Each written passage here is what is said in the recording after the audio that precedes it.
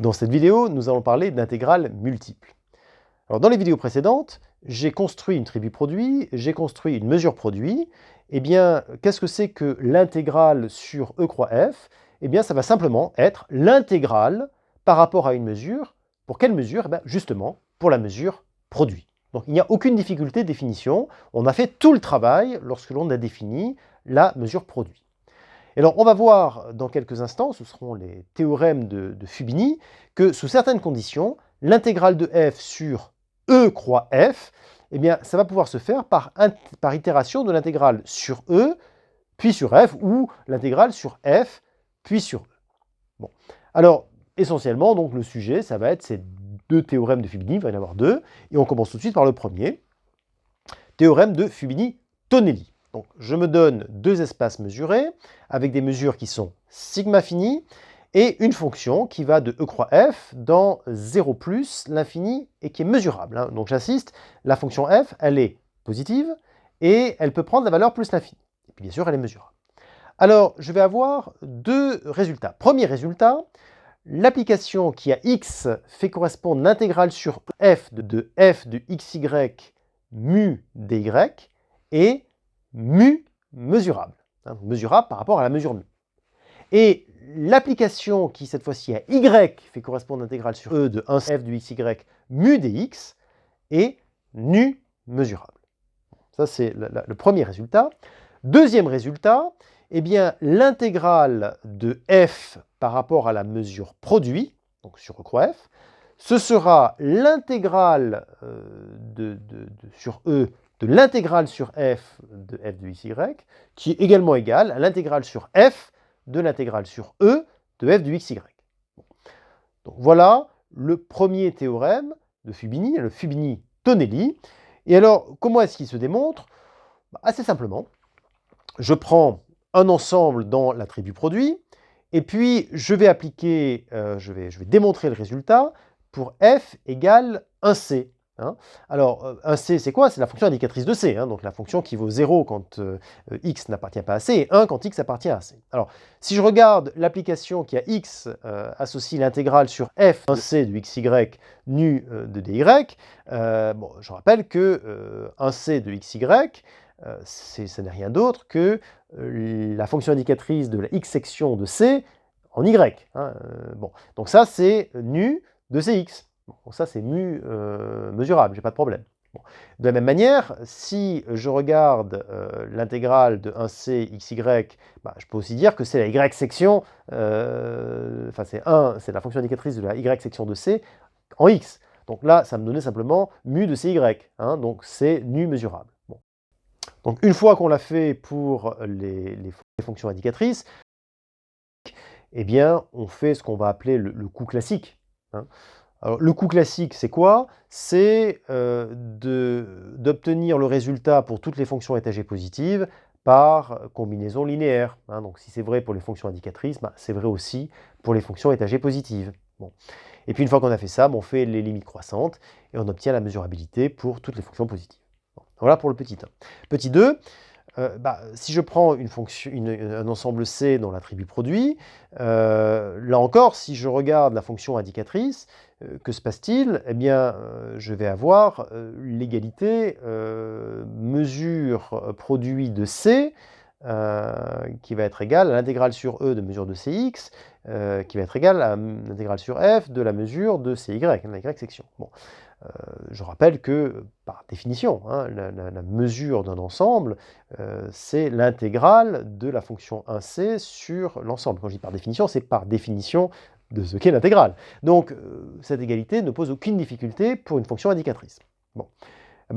Forcément, par linéarité, on va obtenir la même chose pour toute fonction étagée positive, et vous avez compris comment on fait pour les fonctions positives, par limite croissante. Un théorème de convergence monotone nous donne le résultat. Donc voilà pour Tonelli-Fubini, vous voyez, ça tombe tout seul, on n'a aucune difficulté. Alors, on n'a aucune difficulté parce que les difficultés, on les a eues quand on a construit la mesure produit. Mais là, maintenant, effectivement, on n'a plus de difficulté à ce stade. Deuxième théorème de Fubini, le théorème de Fubini-Lebesgue.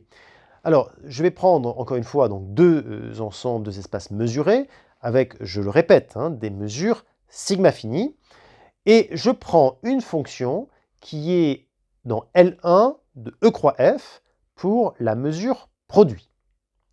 Alors, je vais avoir plusieurs résultats. Le premier résultat, c'est que l'application qui a x fait correspondre f de xy est dans L1 de E pour presque tout y. Et je voudrais insister sur le fait que y ici est un paramètre. Donc l'application, c'est x donne f de xy. Donc c'est cette application-là qui est dans L1. J'ai également le fait que l'application qui a y associe l'intégrale de f de xy, mu dx, sera nu mesurable, définie presque partout, et dans L1 de f. Alors, vous voyez, c'est assez... voilà, le 1, je dis, ma fonction est dans L1, et dans le 2, j'intègre cette fonction qui est intégrable. Bon. Et là, je l'intègre par rapport à ce qui était le paramètre du petit 1. Bon. Alors, je peux faire les choses de l'autre côté également. Hein. C'est-à-dire, je peux dire y donne f de xy va être dans L1 de f pour presque tout x. Et une fois que je sais que c'est dans L1, je vais l'intégrer par rapport à ce qui était jusqu'à présent un paramètre. Et je vais dire, voilà, donc c'est quelque chose qui va être dans L1 de E. Bon. Donc voilà les deux premiers points de ce théorème de Fubini-Lebesgue. Donc je prends une fonction qui est dans L1 du produit cartésien. Eh bien, vous voyez, je vais pouvoir dire que chacune des fonctions là va être à la fois intégrable, et puis une fois que je l'intègre, je vais avoir quelque chose intégrable de l'autre côté. Bon. Et une fois qu'on a dit ça, eh bien, troisième point, on va avoir l'égalité entre les intégrales d'abord dans E puis dans F, ou d'abord dans F puis dans E, et ça va être égal à l'intégrale sur le produit cartésien. Comment démontre-t-on ça? Eh bien, on va commencer par faire remarquer que la valeur absolue de f est mesurable et positive, et donc on va pouvoir appliquer le théorème de Fubini-Tonelli. Bon. Pour dire que, première chose, l'intégrale sur E de l'intégrale sur f en valeur absolue, donc qui est égale à l'intégrale de la valeur absolue sur le produit cartésien, va être plus petit que plus l'infini, hein, puisqu'on a supposé que l'application est intégrable. Bon. Alors si ça c'est plus petit que l'infini, je vous rappelle que dans ce cas, ce qu'on est en train d'intégrer est plus petit que l'infini presque partout. Hein. Résultat qu'on a déjà établi et qu'on a déjà utilisé à plusieurs reprises. Hein, si j'intègre quelque chose qui est inférieur à l'infini, ce que je suis en train d'intégrer est également inférieur à l'infini presque partout. Bon. L'autre assertion se montre de la même manière. Donc ce que ça veut dire, c'est que le petit 1 ne pose pas de difficulté. Petit 2, je vais décomposer f en f plus et f moins. Alors, si je regarde l'intégrale sur f de f, maintenant ça va être l'intégrale de f plus moins l'intégrale de f moins. Et puis, l'application qui a x associe f est bien définie, hein, sauf sur un ensemble de mesures nulles.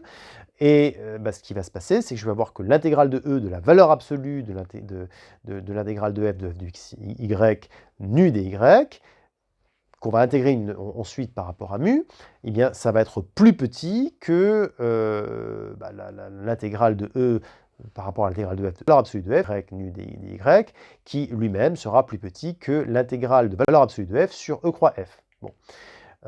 Donc, on a x qui donne l'intégrale sur f de xy qui est dans L1, et ça nous donne donc le résultat. Troisième point, si je prends f qui est égal à f plus moins f moins, eh bien j'applique le théorème de Fubini-Tonelli et j'ai le résultat.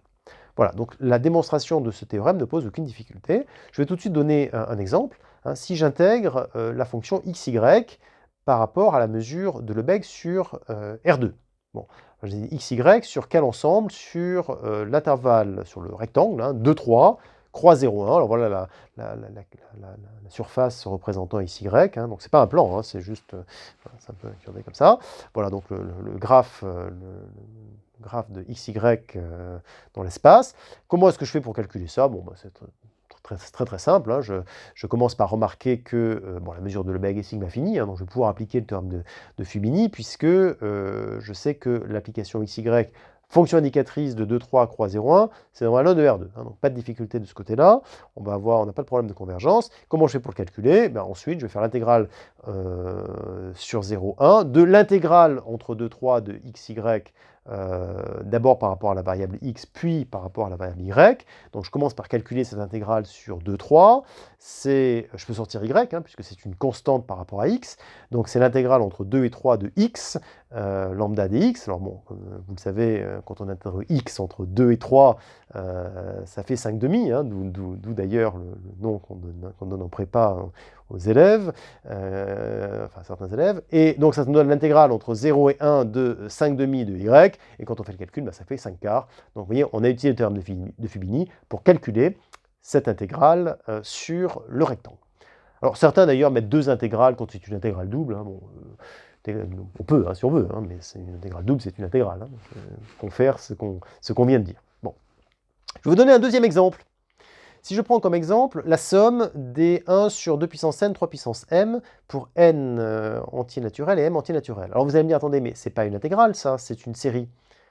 Ben oui, mais une série, c'est une intégrale. Hein. Je rappelle qu'une série, c'est une intégrale pour la mesure de comptage. Et que la mesure de comptage, sur n, elle est sigma fini. Donc je vais pouvoir utiliser le théorème de Fibini. Alors comment je fais? Ben, je dis, je vais regarder la somme pour n variant de 0 jusqu'à plus l'infini de 1 sur 3 puissance n fois 1 sur 2 puissance n. Alors, vous remarquez tout de suite que 1 sur 3 puissance m, c'est une constante hein, par rapport à n, donc je peux le sortir. Et puis, bah, après, j'ai la somme des 1 sur 2 puissance n, c'est pas très difficile à calculer. Ça me donne donc 2 divisé par 3 puissance n. Et puis, si je fais la somme pour m variant de 0 jusqu'à plus l'infini de 2 sur 3 puissance m, bah, là aussi, c'est pas très difficile à calculer. Hein, c'est 2 fois 1 sur 1 moins q, donc un tiers. Donc, bah, ça me donne, voilà, essentiellement 3,5 fois 2, hein, donc ça fait 3. Bon. Et alors, ce que je dis, c'est que la mesure de comptage est bien sigma fini, le théorème de Fibini-Tonelli s'applique, et donc j'ai bien cette somme qui est égale à 3. Hein. D'ailleurs, on peut le voir graphiquement, et quand on le voit graphiquement, ce qu'on est en train de faire, c'est construire la mesure de la mesure produit. Regardez, ce que je peux dire, c'est que si je regarde simplement ce qui se passe pour la somme des 1 sur 3 puissance m. Bon, donc je prends m égale 0, ça me fait 1. Donc je suis en train de prendre un carré hein, voilà, d'R1. Donc voilà. Ensuite, je vais construire un petit rectangle là, qui va être 1 demi et 1. Et sur ce rectangle, je vais construire 1 sur 3 puissance 1, donc 1 tiers. Comme ce rectangle, il a une aire de 1 demi, je vais en prendre simplement les 2 tiers, et là j'ai bien représenté 1 tiers. Hein, voilà. Et puis donc du coup il me reste un tiers de 1 demi, hein, donc un sixième, et ce que je vais faire c'est que je vais en prendre encore les 2 tiers. Voilà, donc là ça me fait un neuvième, et puis là ça me donnait un 27e, et puis je continue comme ça, ainsi de suite. Hein. Donc là ça me fait la somme des 1 sur 3 puissance m. On voit bien d'ailleurs tout de suite que ça va converger vers 3,5 cette affaire. Hein. Très bien. Et puis, pour avoir 1 sur 2 puissance n fois 3 puissance n, en fait, ce que je vais faire, c'est que je vais construire des cubes au-dessus. Alors, le premier, vous voyez, au-dessus, là, je vais prendre le cube là, ça va me faire pour n égale 1. Vous voyez, donc là, si j'ai fait ça, j'ai m égale 0 et n égale 0. Vous voyez? Et donc, ça me donne effectivement 1 sur 2 puissance 0 fois 3 puissance 0, voilà le cube. Et puis, si je fais 1 sur 2 puissance 1 fois 3 puissance 0, je vais construire au-dessus, vous voyez, typiquement la moitié de ce cube. Et puis ensuite, je vais prendre la moitié de la moitié du cube. Vous voyez, donc là, je suis en train de faire converger ma suite. Là, je fais augmenter n. Hein, je fais augmenter n dans cette direction. Et puis, je vais faire augmenter m dans l'autre. Vous voyez, bon, voilà. Donc, j'ajoute mes pavés comme ça. Hein, et puis, in fine, qu'est-ce qui se passe? Eh bien, je vais voir tout le monde. Hein, et j'ai quoi? J'ai un pavé. D'un côté, j'ai 3,5, de l'autre, j'ai 2. Donc évidemment, j'obtiens 3, ce qui était effectivement ce qui était prévu par le calcul direct que l'on vient de faire.